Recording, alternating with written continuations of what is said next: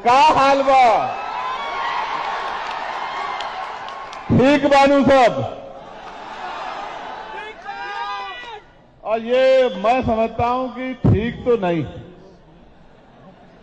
जब तक बिहार में एनडीए की सरकार रहेगी तब तक ठीक कैसे रहेगा मुझे बताओ। तो आप कह रहे हैं ठीक है, अच्छी बात है, लेकिन मैं मानता हूं कि ठीक नहीं है, ठीक करना पड़ेगा। अगर सच में मुझसे प्यार है, भीम आर्मी से प्यार है, आजाद समाज पार्टी से प्यार है, तो घरों से निकलो, अपने अपने गांव में भाईचारा बना के समाज को तैयार करो और बड़े बड़े राजनीतिक दलों को उखाड़ के फेंक दो, आजाद समाज पार्टी को ताकत। आप कह रहे हो बहुत जिम्मेदारी से। लोग कहते थे अकेला चंद्रशेखर पार्लियामेंट में क्या करेगा, बोल भी नहीं पाएगा, भीड़ में छिप जाएगा, कोने में घुस जाएगा। बताओ अकेला चंद्रशेखर आपको दिखता ही नहीं दिखता है पार्लियामेंट में? कल चलेगी भाइयों पार्लियामेंट, देख लेना। अगर 543 में आपका अकेला सांसद नहीं दिखाई दिया तब कहना कि भाई हमने जो वोट दे के ताकत बनाई थी वो कमजोर रह गई। इसलिए आपसे कह रहा हूं कि 543 में एक बनाया, यहां 243 है। मेहनत करके अपने इतने लोग जिता लो कि असेंबली में आपकी लड़ाई लड़ सके। और लड़ाई कैसे लड़ी जाती है ये तो मैं इनको सिखा ही रहा हूं पार्लियामेंट में, लेकिन असेंबली में पूरे बिहार को सिखाएंगे कि लड़ाई कैसे लड़ी जाती है। आप ये सोचो, जो जेल से नहीं डरते, जो मुकदमों से नहीं डरते, जो लाठी से नहीं डरते, जो गोली से नहीं डरते, उनसे ज्यादा आपकी लड़ाई लड़ने का जज्बा किसके अंदर हो सकता है? सोचो। जहां एक तरफ लोग सीबीआई से डर जाते हैं, ईडी से डर जाते हैं, इनकम टैक्स से डर जाते हैं, आप बताओ एफआईआर के जरिए क्या आपके वोट के अधिकार को यहां छीना जा रहा है, नहीं छीना जा रहा है? बताओ, छीना जा रहा है, छीना जा रहा है? आपको रक्षा करनी पड़ेगी अपने वोट की, आपको अपनी वोट की रक्षा करनी पड़ेगी। एक एक आदमी को जागरूक करना पड़ेगा। वोट हमारा हथियार है। बाबा साहब ने हमें वोट हथियार के तौर पे दिए। इस हथियार का प्रयोग कैसे करना है ये हमें पता होना चाहिए। हम पे अगर सबसे मजबूत हथियार कोई है तो वो क्या है?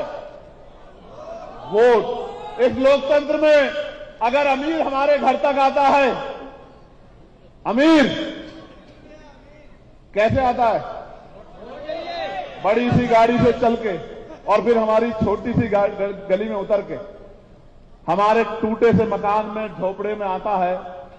क्यों आता है? क्योंकि हमारे पास वोट, जितनी वोट हमारे पास दे रही। ये बाबा साहब अम्बेडकर को धन्यवाद करो सब लोग कि अगर बाबा साहब अम्बेडकर वोट का अधिकार नहीं दिलाते तो ये जो अपने आप को पैसे वाले समझते हैं ये आपकी बस्तियों में घुसने नहीं आते मेरे भाइयों। आज अगर ये आते हैं, किसी को चाची कहते हैं, किसी को ताई कहते हैं, किसी को बुआ कहते हैं, किसी को बहन कहते हैं, आपके पैरों के हाथ लगाते हैं, आपके बीच में बैठ के खाना खाते हैं, कीचड़ में घूमते हैं, इस वोट की वजह से कि ये वोट आपसे ले ली जाए। आप ये सोचो, आप इतने लंबे समय से इनको वोट देते हैं, आपका क्या बना? तो जब तक आपका कुछ नहीं बनेगा फिर करोगे क्या मेरे प्यारों? बताओ इस बार कुछ बनाओगे नहीं बनाओगे? पक्का बताओ, बनाओगे नहीं बनाओगे? और बिहार वालों एक बात और हमसे सीख लो, बिहार में आप अपनी मेहनत से बना लोगे, हम लोग भी आपके साथ आके मदद करेंगे, लेकिन उत्तर प्रदेश में इस बार हम लोग काया पलट के रख देंगे। मेरी बात को आप याद, और उत्तर प्रदेश की गूंज आप तक आ रही है नहीं आ रही है? कुछ सामाजिक संगठन, कुछ मीडिया के लोग कहते थे कि भीम आर्मी आजाद समाज पार्टी पश्चिम की पार्टी है। अभी इलाहाबाद वालों ने बताया नहीं बताया कहां की पार्टी है? बताया नहीं बताया? बताया नहीं बताया? चाहे विरोध में, आलोचना में लिखा हो, मीडिया ने, इसी मीडिया ने लिखा ना कि 5000 कार्यकर्ता एक तरफ, 10,000 कार्यकर्ता एक तरफ। ये कहां से आए कार्यकर्ता? आप बताओ, आप पैसे पाए हो क्या? भूखे प्यासे मोटरसाइकिल से, रेल में, बस में अपनी मेहनत की कमाई का पैसा जुटा के जो ये इतना बड़ा जन समूह आया, ये पैसों में नहीं आया। जो पैसों में आया हाथ खड़ा कर दे। ए शंभू भाई, थोड़ा कैमरा घुमा के देखना कोई पैसों में तो नहीं आया। जो पैसों में आया है वो जोर से हाथ खड़ा करके दिखा दे इसे।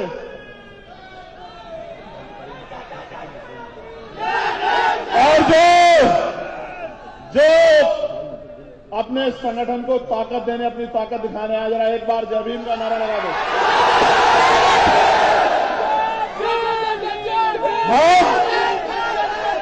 हम जो हैं, एक प्यारो सुनो सुनो रुक जाओ।